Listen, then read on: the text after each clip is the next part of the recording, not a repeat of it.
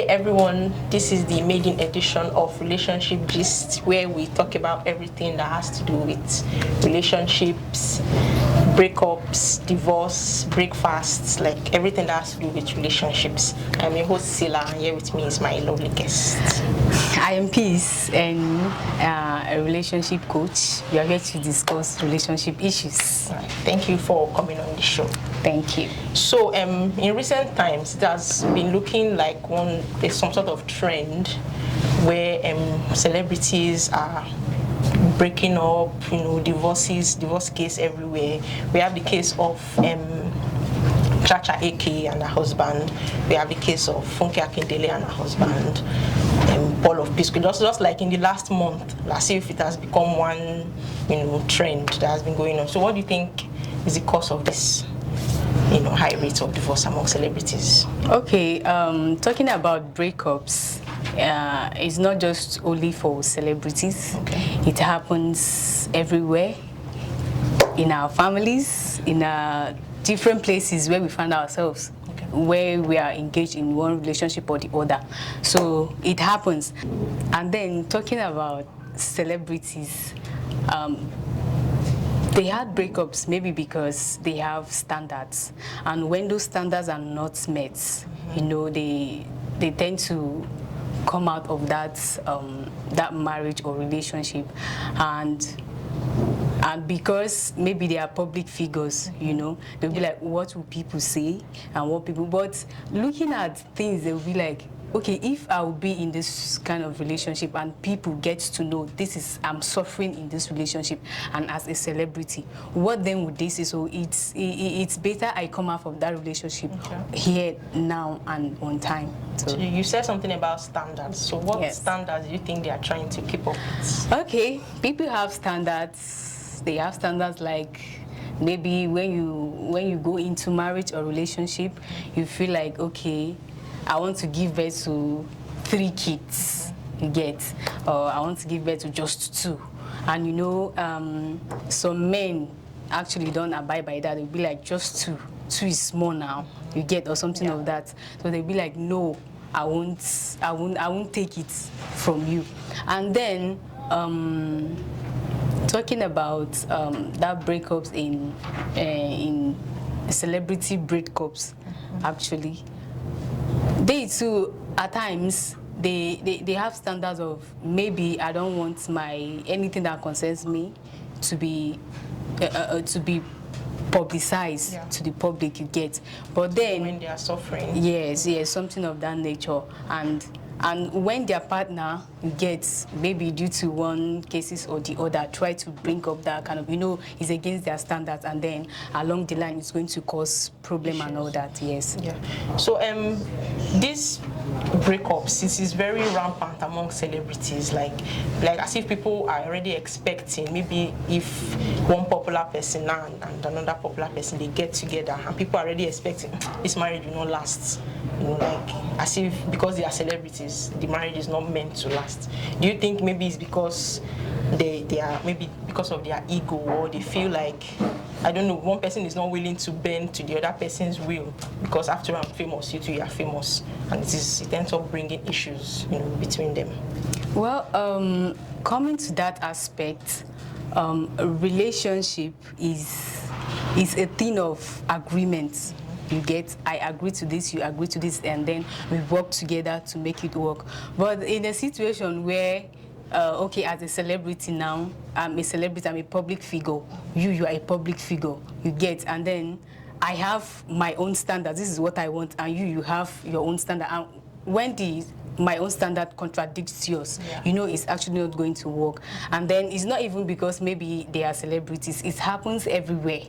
People experience breakups in relationship from here and there and all that. So all right. I want to know, do you think early marriage is a contributing factor in these breakups and divorce cases? Because some people get married like very early, maybe as teenagers at the age of 17, 18, and then maybe along the line they realize that, okay, I shouldn't have done this. Maybe years down the line, you feel like maybe I was too young to have gone into this relationship. Do you think it contributes to these divorce cases? Yes, it does. It does contribute because, this early marriage of a thing is actually attributed to parents. Okay. Yes, parents, because they are the core. They are the core agents. They make their children, maybe because of family problems, poverty, and all that. They feel like, okay, we don't have money now, we don't have this, so I want you to marry this person.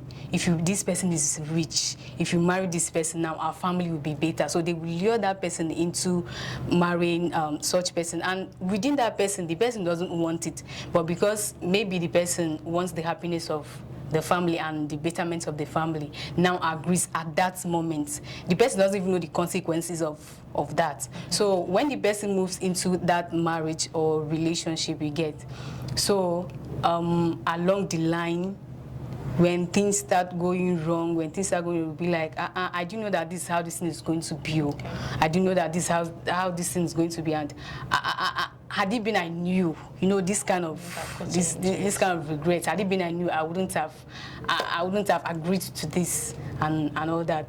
Okay, so but that's it. Some arranged marriages, like, they work out.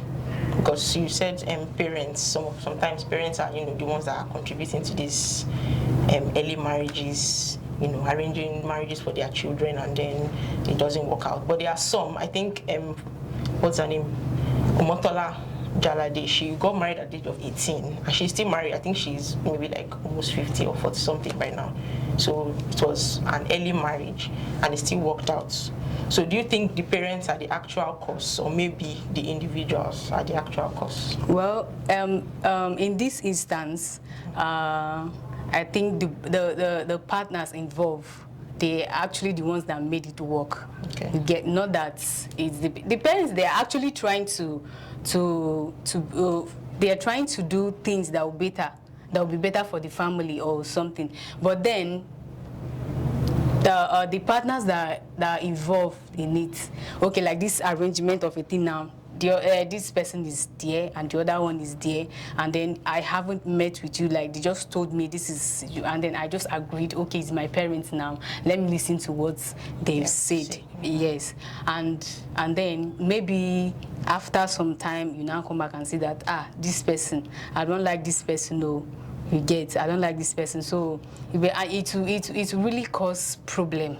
Okay. It will cause problem because maybe the person is not up to the standard of what you want and all that. So, all right. Okay, I want to know, have you heard about hookup? Hookup? Okay. Yeah, I have. Okay, because it is looking like hookup is turning into one trend now. Everybody wants to, or ladies are now going into hookup. They say things like good girl, they pay, so they have to hustle for themselves and go into hookup. So what are your thoughts about hookup? Well, hookup, this is actually a 21st century. Things are actually unfolding, even things that weren't in practice before. Yeah. Yes, they are now into practice. Like this hookup of a thing now. Before it's not done. Before it's not done, like, let's say the past years, a lady would even be afraid to approach. In fact, a lady cannot even approach a guy to tell him, let's have a date or something now. No. But now it happens because maybe, let's say, technology or something. Technology, because they have this application app. Yeah. Yes, dating app. So all these things are the cause of these hookups of a thing. And again, people that engage themselves in hookups, well, it's actually their choice. But I'm not actually advising it, because people engage in hookups maybe because of physical satisfaction. Okay. They want to satisfy themselves at that moment, and then they don't want all these relationship problems. All these problems attached to relationship are, you've insulted me, I did not insult you. You are not giving me the respect. Blah blah blah, and all these things. So they'll be like, I don't have strength for this kind of a thing. So all they do is they just go there, meet one person, meet the other person, meet the other. So that's it. But then it has effects. It has effect because someone that engages in hookups all the time, let's say for women, actually, it will be hard for that person to stay in a long-term relationship like marriage, because that person is not used to one person. The person goes with this person, has moved with different people, so we'll be like, it will be difficult for me to stay with one person now, and you know, it won't be easy for that person. So I'm not advising hookup though, but it's a personal thing for that person. It's a personal choice. Yeah, but some people, it's not like that's what they wanted to do. So Okay. it's just maybe an unfortunate case of maybe financial issues, and they decided that there's nothing more they can do, and they started doing it. Yeah, actually, we know that our country is facing some difficulties now in terms of financial aspect, but that doesn't mean we should go into maybe social vices just to get that money, because there are difficulties in our country. Okay, let's say those people that engage in robbery and all that, it's actually not encouraging. It's not even good to hear, you get, but because they are facing some challenges, or because you need money, doesn't mean that you should follow the wrong way to get that money. You understand? Right. What do you think is the implication? Because it's getting very popular. What do you think is the implication like for growing young girls and as for our society? Like these breakups and divorce they are talking about, all these kind of hookups, they are the cause. Because if someone has actually mingled with too many people and then have decided to settle down in a marriage and wasn't able, you get to stay there, maybe because I can't stay with one person, it's difficult now, how, and all that. So it leads to divorce and breakups. Oh, okay. So I was reading up on something recently, contract marriage. Okay. So I think it is a situation where two people, they agree, they sign a legal document where, you know, maybe they decide to be married for a number of years, or they decide that they want to benefit from each other, either monetary value benefits or children. They say, okay, this is the number of children I want to have. Maybe 1, 2 children. That's what I want from you. I just want you to give me children, finish, or money, or maybe just to show face in the society. But there's an agreement that this is why we are married. We're not married because we are in love or anything. So do you think it is ideal? Because they are benefiting from it, this is what they want, they are happy with it. Do you think it's an ideal form of marriage?